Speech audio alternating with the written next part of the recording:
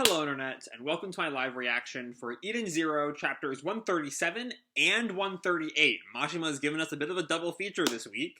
On top of Fairy Tail should also be coming out this week, so big things from Mashima this week. Anyway, when we last left our heroes, after arriving at Oasis HQ, Goodwin reveals himself as a fan of the Ao Neko channel.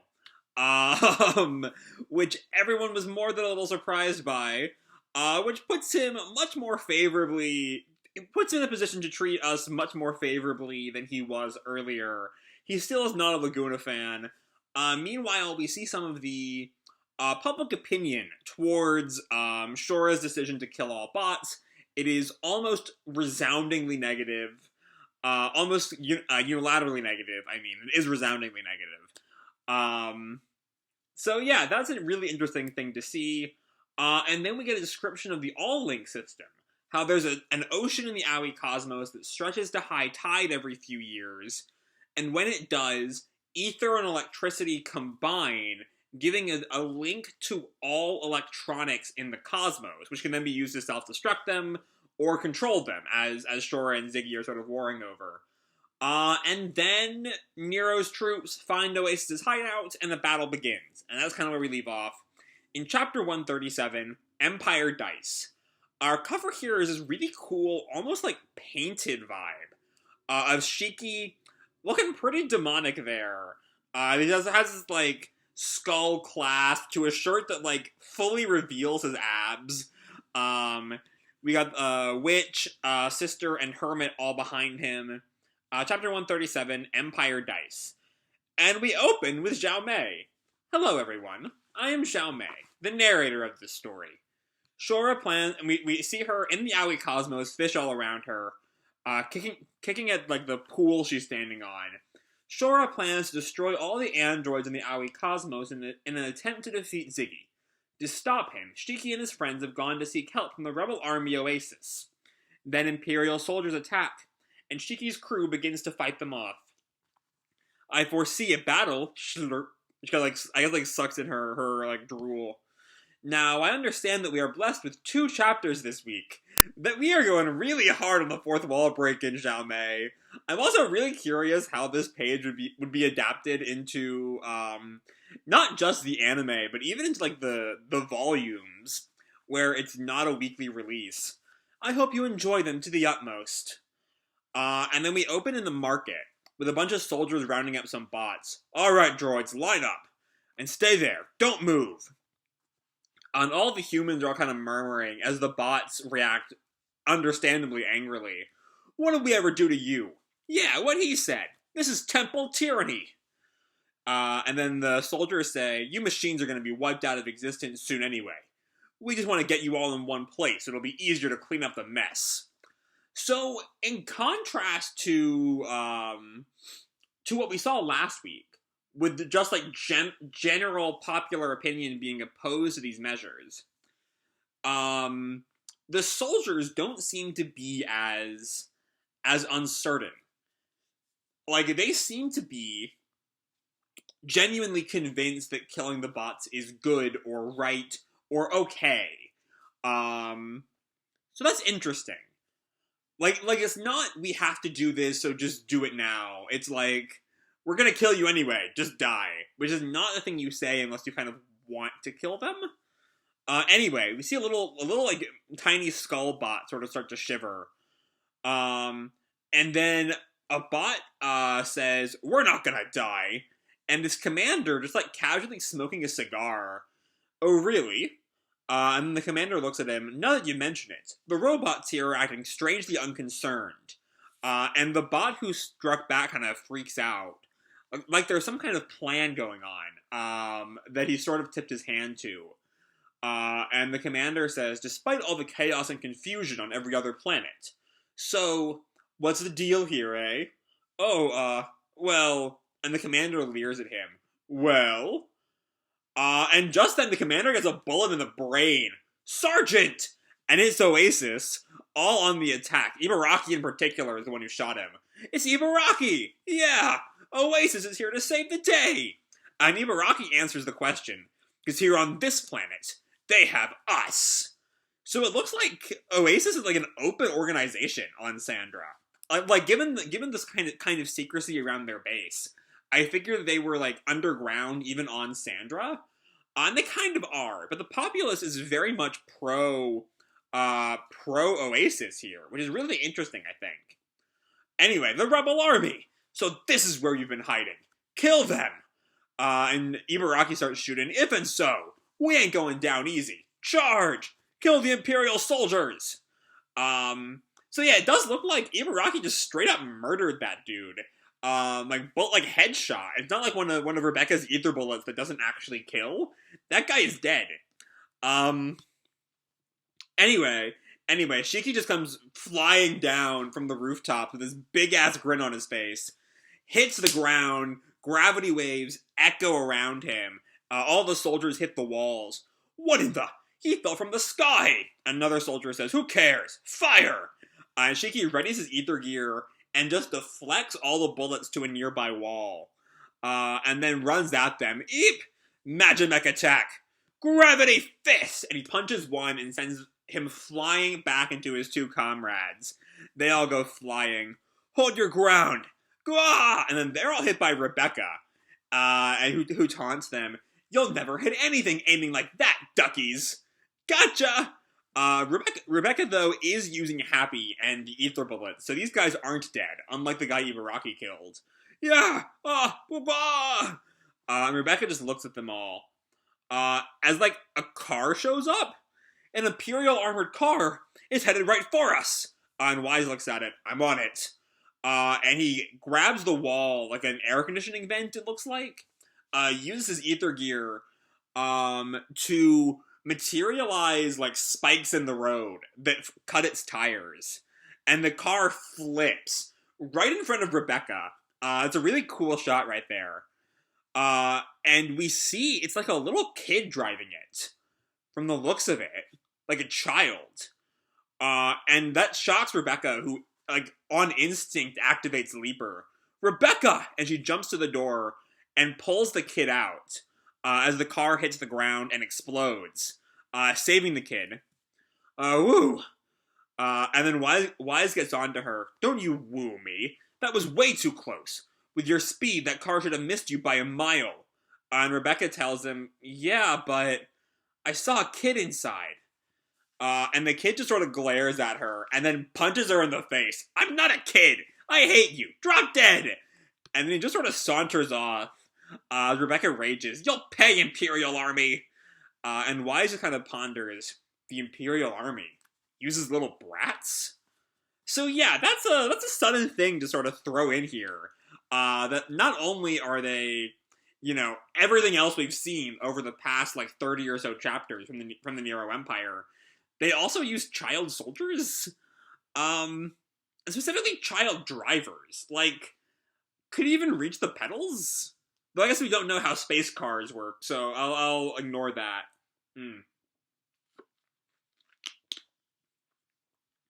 Anyway, I'm curious how that kind of ties in, though, with, like, is that a Nero thing, or is that a Shura thing? Because Nero has always been, at least from my interpretation, there's definitely some more to him, given what Goodwin thinks of him. But he's always been sort of neutral. Like, he's not evil, but he just sort of leaves things off to Shura. When the dice say he won't do it. And Shura is just kind of straight evil. You know, this whole bot killing, everything in the Empire belongs to me, and now child soldiers. That could be a Shura decision. But there's definitely more going on there. Anyway, we leave that aside to come back to Homura. Or go to Homura for the first time in this chapter. Who just kind of knocks over some soldiers. Some more soldiers start shooting at her, and she starts dodging the bullets and blocking them.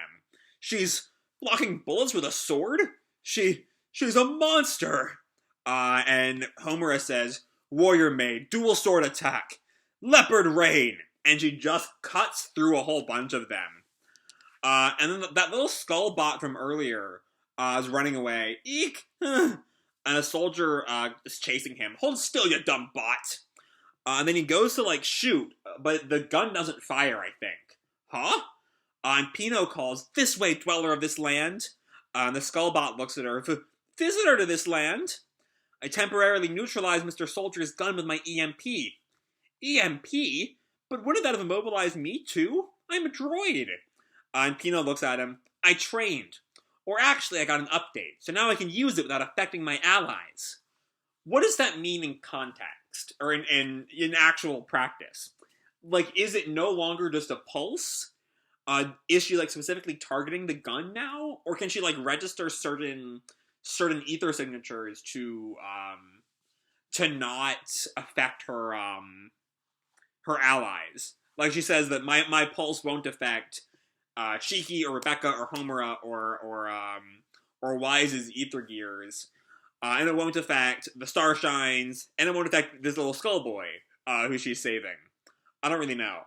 Either way, we then come back to the soldiers and Oasis just shooting at each other, and then someone comes riding in, and it's Goodwin on a camelish. I love me some camelishes.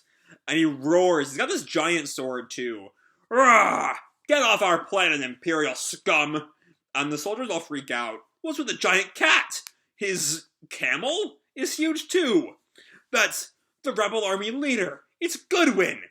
And Goodwin roars at them. "You might think you can control everything in the Aoi cosmos, but the planet Sandra chooses freedom. Tell your boss, Nero, that we will fight." And he just slashes through all of them with his big-ass sword.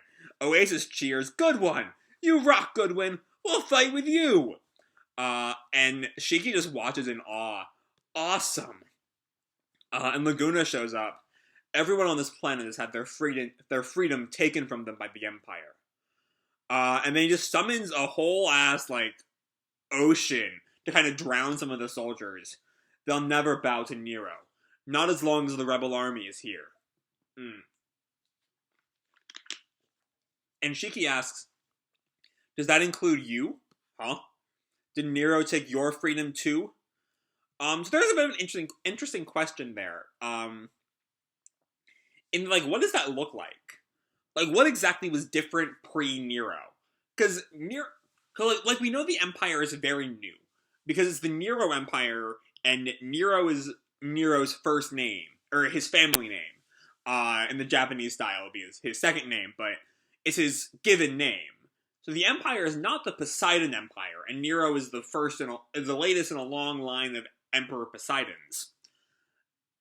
This is an empire that Nero himself built in the not so distant past. I don't think he looks like he's in his 50s to me. So this empire is probably not more than 20 or 30 years old. And so I'm like the fact that they all remember the before times makes sense that Goodwin would, like, be trying to bring that back. But I think we kind of need to see the before and after. Nero's rise to power and what happened before that. Anyway, Shiki asks, "Did Nero take your freedom too?" And Laguna looks at him, and we come back to the temple. And speaking of Nero, he's talking to Fabiano. "Fabiano, did you not go with Shura to Planet 66? Hold on. Something occurred to me.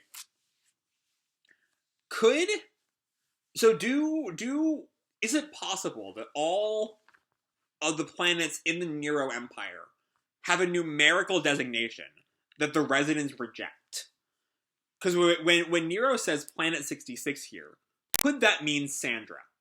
And is that kind of a symbol of not allowing, of taking away the freedom? They've even taken the planets' names. You know, Sandra is no longer Sandra. It is now Nero 66. I don't know. Interesting thought. We'll see what comes of that, though. Anyway, Fabiano says, "Your Imperial Majesty, you have seen what is happening. Do you still refuse to step in? Prince Shura has killed Reverend Saika and claims he will destroy all robots in the Aoi cosmos. He has strayed off course, resorting to foolish tactics that could not possibly have come from a rational mind. If this continues, the Empire will fall. You must take command, Majesty. You must stop Prince Shura." So this is kind of what I was predicting from Fabiano after Saika died, in that he would kind of move against Shura. which we're seeing here. But Nero just pulls out his dice. Fabiano, I have come to possess everything in the Aoi cosmos by obeying the dice and following their guidance. And he rolls them. These dice will never betray me. It matters not if my son resorts to foolish tactics. It matters not if the Empire falls. Okay. Nor if millions, nor even billions die. The ultimate result will be the same. I will be victorious. That fate has already been determined, and it will remain unchanged as long as I possess the absolute power of the Empire dice. And that's where 137 ends. It's very curious to me that the chapter is titled Empire Dice when they do very little in the chapter. Beyond, like, revealing the name of his ether gear, Empire Dice has very little to do with this chapter. Either way, it does kind of change my perspective on Nero a little bit.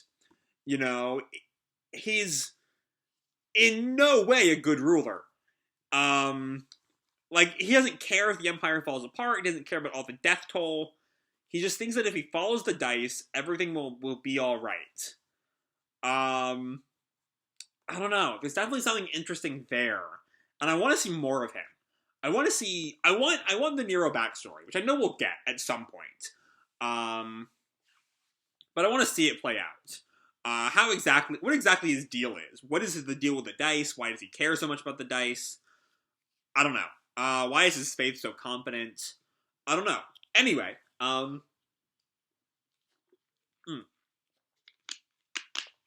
we got 2 chapters.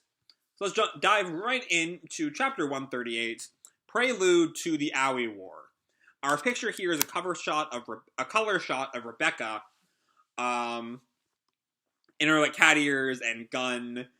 We see, like, Homura, Wise, Shiki, Laguna, Queen, Couchpo, Labilia, Pino, and Chris all in kind of squares behind her. It looks alright. Anyway, we open back with, on the battle in Sandra. Rebecca, like, kicks a soldier. Wise is shooting at them. Homer is slashing.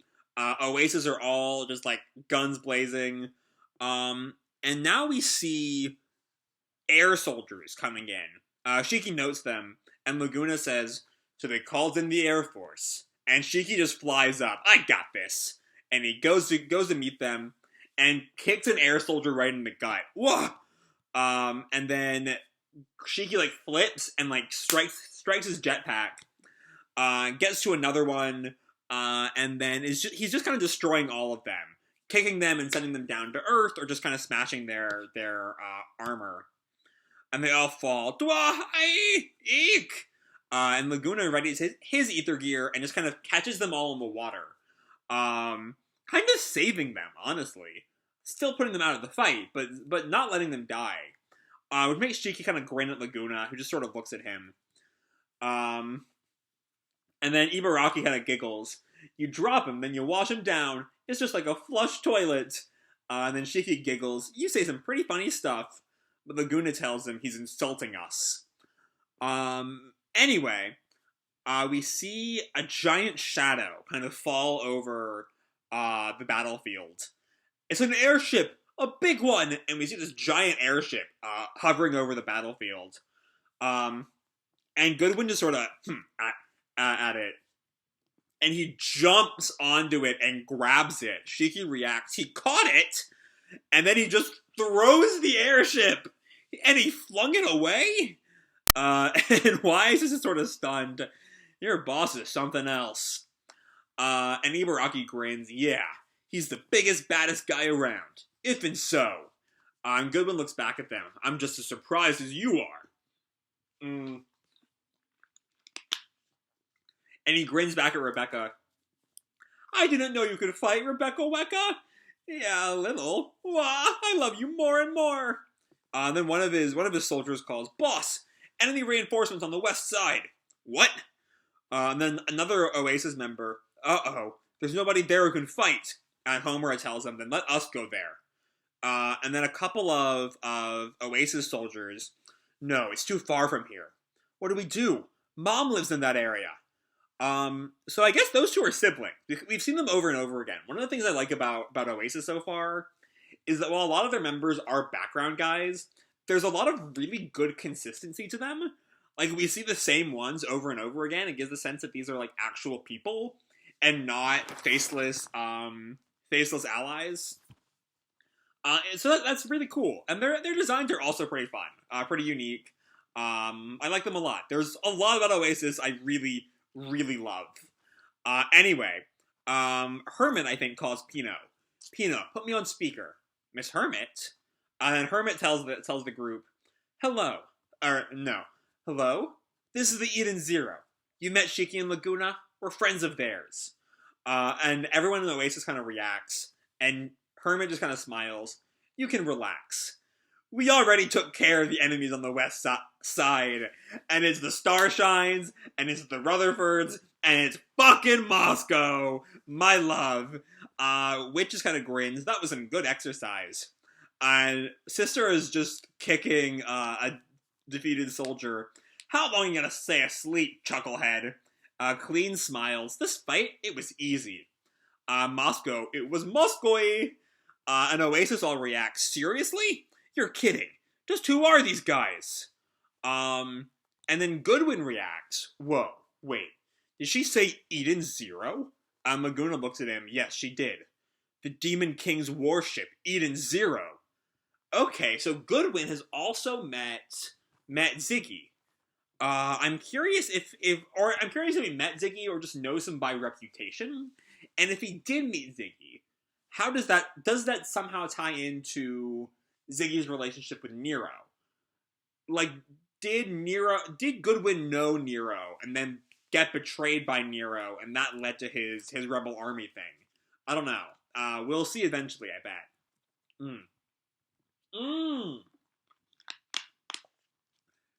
Completely incorrect.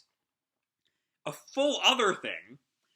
His actual reaction, you're the ones who beat Draken? You beat one of the Oracion Seis Galactica? And then Shiki just grins. Yeah, that's what he's about. That's definitely gonna get him on our side, though, as he's also against a member of the Oracion Seis Galactica. But Laguna tells him, it's just like you to know that. It's not exactly public information. And then he turns to Rebecca. Becky Wecky beat Draken? And Rebecca kind of laughs. Well, it wasn't me personally. But Happy kind of counters, but in a way, it was because of her powers. And Laguna kind of puts the screws into Goodwin here. If you team up with them, you can win. You can beat Nero.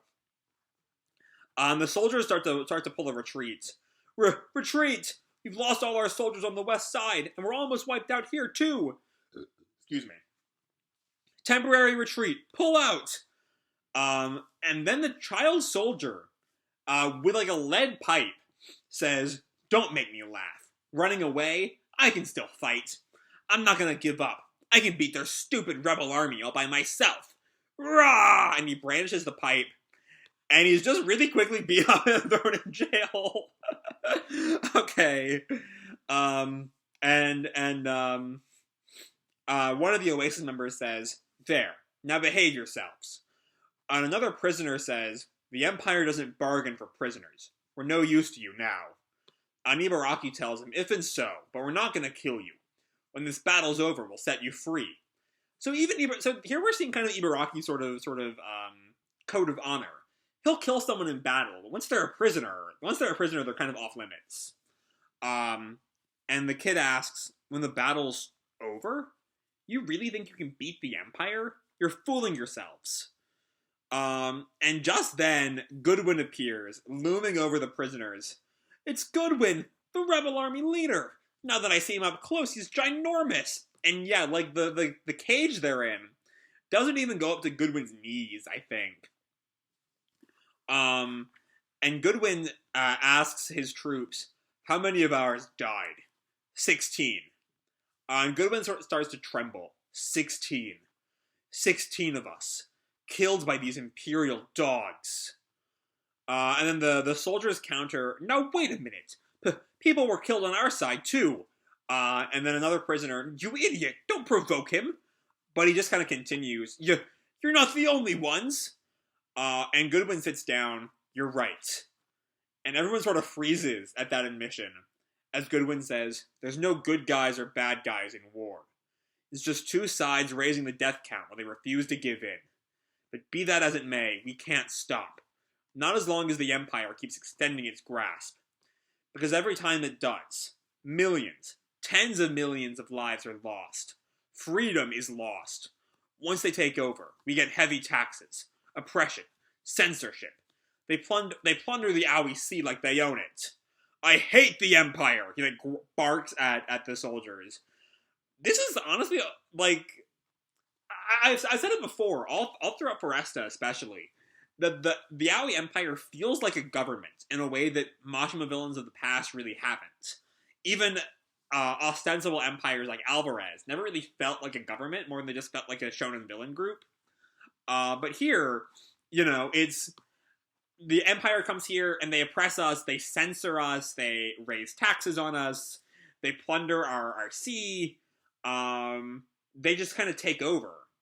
It's not exactly like Goodwin's speech here isn't particularly specific, but it's more political than Mashima's past work, at least in Fairy Tail, has been. I've started Rave Master, but I'm like 30 chapters in, so I'm not super deep into it. Anyway, I hate the Empire, and the prisoners all kind of recoil. I hate the Empire, but I don't hate you. And then he looks at them, so come on. When the war is over, let's get together for some drinks or something. Maybe we'll watch some B-Cube concerts together. Okay. I mean, he really is sort of living up to his philosophy he expressed earlier, that, like, y'all aren't bad guys, but we're on opposite sides. The prisoners are all cowering. The little boy is stunned. Wise and Rebecca just sort of grin. And Homura says, he is quite a large man. And Laguna's just, obviously. But Homura counters, no, I meant his heart. And then Pino responds, in that case, Master is large too. And Shiki has just sort of grabbed onto Ibaraki and Lizard Guy in like a shoulder this thing. Guys, we're all friends. And the Lizard, hey, and Ibaraki, stop that, Gruff. And Homura looks at him indeed. Then we come to Nero 66. So I was wrong in my theory that Sandra was Nero 66. But it's time to check up on Shura. And we come to a pool with a bunch of bikini-clad women, and Shura, who is lounging with two of them. I'm so bored. Does it have to be 3 whole days until high tide? And then one of the women, there's like a blonde and there's a blonde and a black-haired girl. And the blonde looks at him. If you're that bored, then play with me some more, Lord Shura. The black-haired girl, no fair. It's my turn tonight. And then these are two of the Ocean 6 guys. Nase and I forget the girl's name.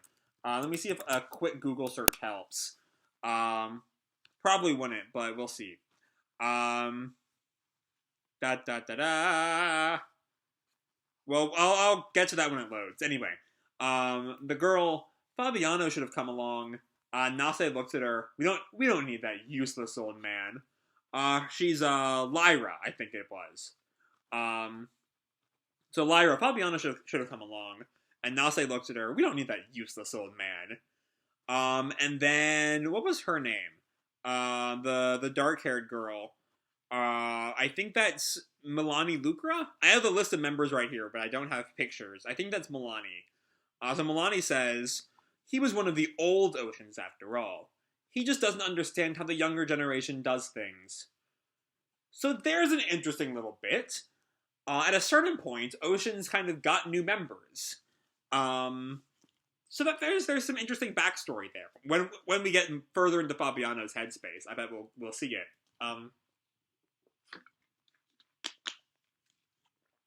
Either way, there are two girls kind of calling for Callum. One says, come swim with us, Sir Callum. And Callum, who's like fully clothed in his armor, sort of like shakes his head, not interested. And then he turns to Shura. Shura, are you sure Ziggy's going to be here? And Shura looks at him. He wants the all-link system, and this is where he'll find it. He'll be here all right. And Shura's secretary comes in. The Ijuna was her name, I think. Lord Shura, you have an uninvited guest. Huh? And I think this might be the Eden's One. In space, above Nero 66. Target acquired. We have a visual on Nero 66. All hands, enter battle sequence. Oh no, it's not. It's the army. It's a racer of the Oracion Seis Interestelar. Okay, that's something. Alright, spoiled little prince. It's time for you to say goodbye to this cosmos. Okay. And Shores just says, the government army? Hehehe. This will be the perfect way to kill some time. Okay. And that's where we leave off. The end of Prelude to the Aoi War. Alright, these were two great chapters. The bulk of it, of course, being dedicated to the Battle of Sandra, leading in a resounding Oasis victory, even with 16 of their troops dead. And I'm curious if the 16 are faces that we've seen, and that we will therefore, be missing in future Oasis scenes. I think that'd be a really neat way of sort of stressing the after effects of the battle. But anyway, let's look at the chapter as a whole. Chapters as a whole. So yeah, the Oasis battle in 137 is a lot of fun. The most we get of actual import beyond just being a fun action sequence in 137 is the revelation that they used child soldiers in the Empire. Which definitely it's one of those moral Event Horizon things. You just never use child soldiers. Unless you're a series that is very much equipped to discuss that. Something like Iron-Blooded Orphans or Marginal Operation that cover that kind of topic. But this is just a shorthand for the Empire is fucked up. Which they kind of are. But it's really just kind of there to give us a good action highlight for each of the main quartets. Along with Goodwin, who is just kind of a badass. I especially love the scene in 138, which we'll get to in a minute, where he just grabs the airship and throws it. What a king! What a king right there. The one thing to note though is that final conversation in 137 between Shiki and Laguna. They'll never bow to Nero. Nero took their freedom, and then Shiki asks, does that include you? Did Nero take your freedom too?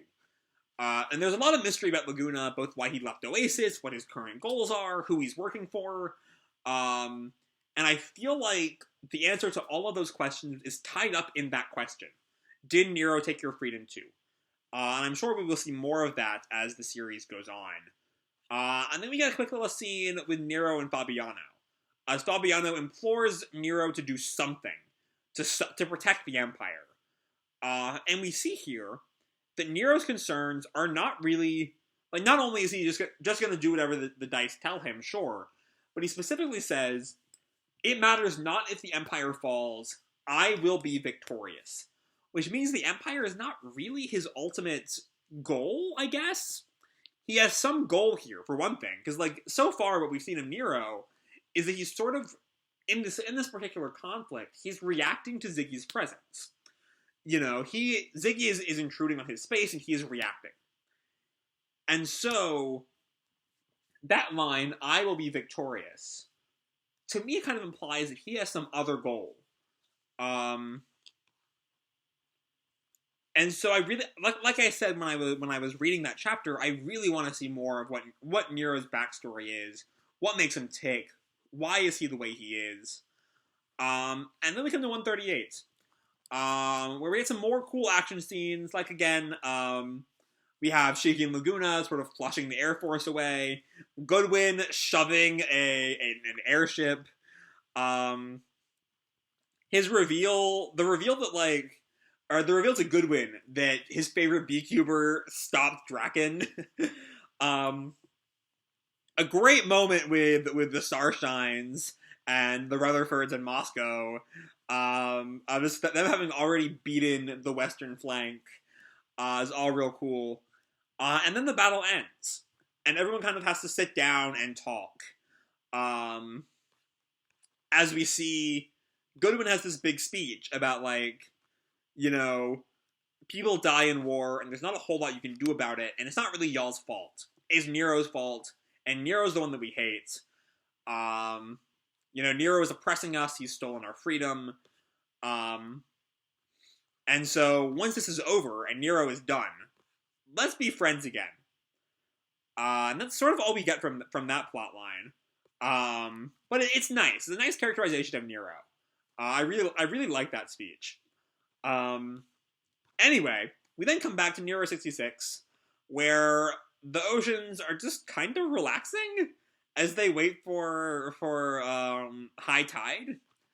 Shura is being Shura as always, but either way, it all kind of gets interrupted when Eraser of the Interestelar shows up.